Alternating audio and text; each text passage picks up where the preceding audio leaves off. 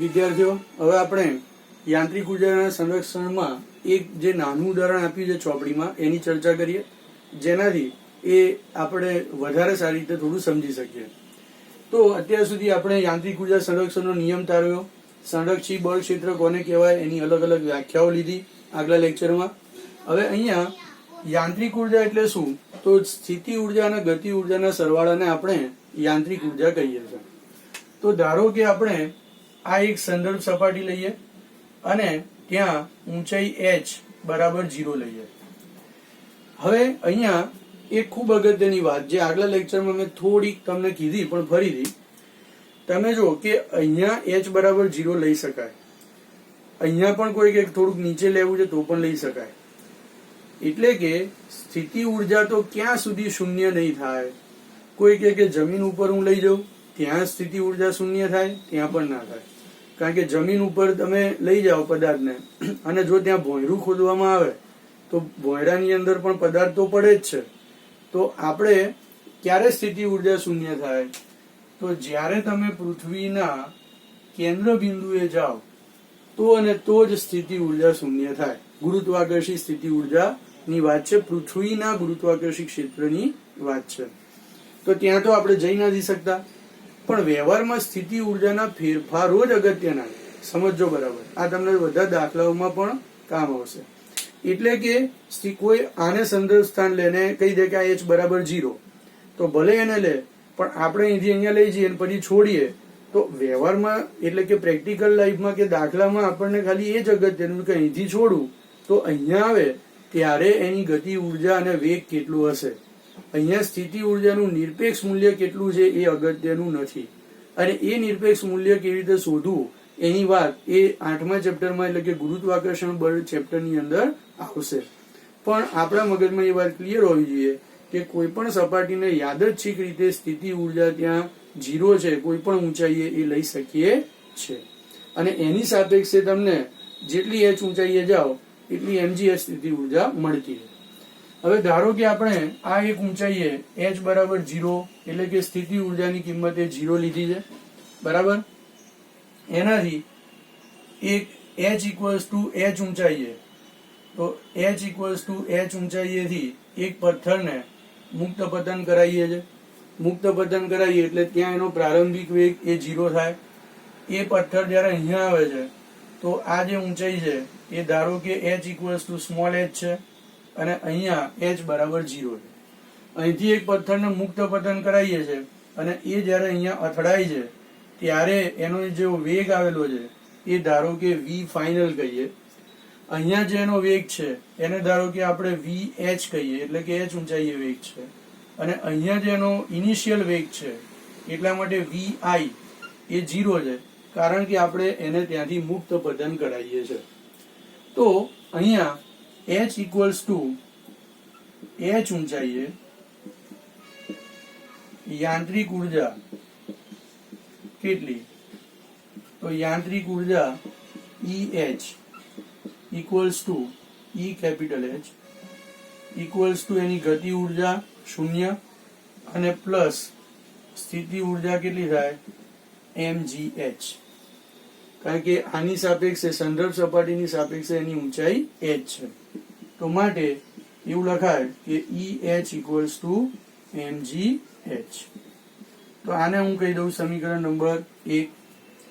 પછી કોઈ એમ કે h બરાબર h ઊંચાઈએ, તો જો અહીંયાથી એ મુક્ત પતન કરીને આવે છે તો ધારો કે પદાર્થનું દળ m છે અને એનો વેગ v છે. સાથે સાથે એની સ્થિતિ ઉર્જા તો હશે જ આટલેથી આટલાની mgh.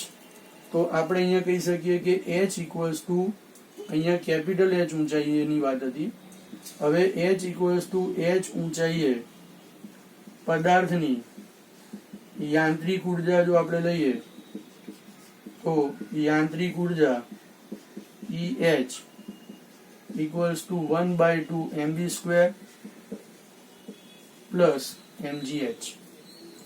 અને જો આપણે h બરાબર 0 ઊંચાઈએ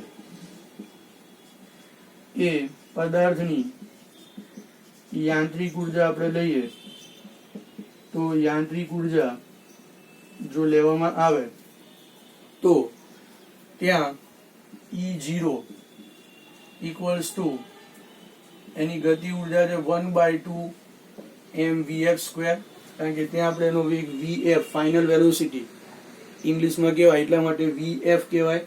આ પ્રારંભિક વેગ એટલે કે ઇનિશિયલ વેલોસિટી એટલે vi થાય. 1/2 mvf સ્ક્વેર પ્લસ ત્યાં આપણે સ્થિતિ ઉર્જા 0 લીધેલી છે. ખરેખર તો ત્યાં 0 હોતી નથી, આપણે હમણાં વાત કરી ગયા એ પ્રમાણે, પણ આની સાપેક્ષે આપણે એ ઊંચાઈ લેવાની છે એટલા માટે ત્યાં યાદચ્છિક રીતે એટલે કે આપણી જાતે એની સ્થિતિ ઉર્જાને ત્યાં આપણે 0 ધારેલી છે, જેથી આપણી ગણતરીઓ થાય.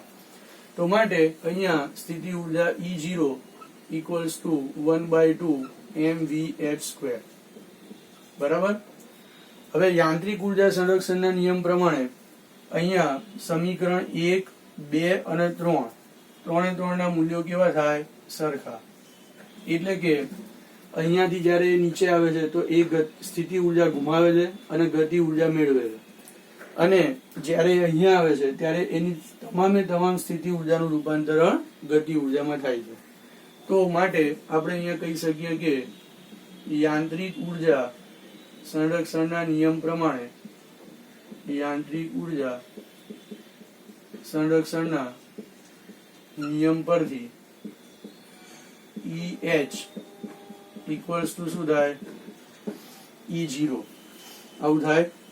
અને જો EH બરાબર તમે E0 લખો તો માટે અહીંયા શું થાય? EH એટલે ત્યાં યાંત્રિક ઉર્જા mgh જેટલી હતી, અહીંયા 1/2 mvf સ્ક્વેર જેટલી થાય. અને કોઈ એમ કહે કે ત્યાં વેગ કેટલો થાય તો એમ કેન્સલ થઈ જાય, તો vf સ્ક્વેર ઇક્વલ્સ ટુ શું થાય? 2gh. અને માટે vf ઇક્વલ્સ ટુ √2gh. તો આ આપણને અહીંયા મળે. એટલે કે અહીંયા એની જે વેલોસિટી છે એ √2gh જેટલી હશે. આ તમે અચળ પ્રવેગી ગતિના સમીકરણો પરથી પણ આવું સમીકરણ તમે મેળવ્યું. બરાબર.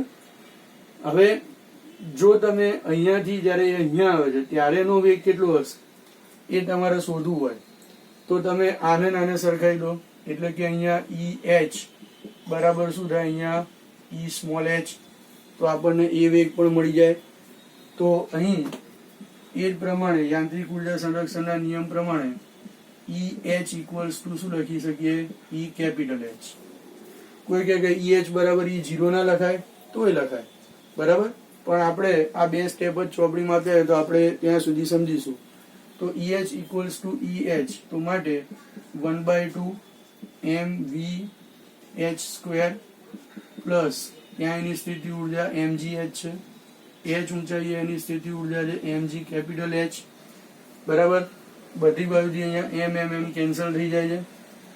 તો માટે અહીંયા vh સ્ક્વેર ઇક્વલ્સ ટુ અહીંયા gh vh square by 2 equals to gh minus શું આવશે?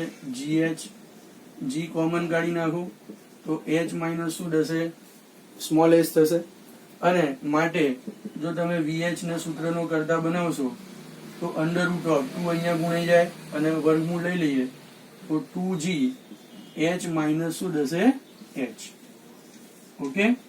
તો આ રીતે આપણને h ઊંચાઈએ વેગની કિંમત મળશે.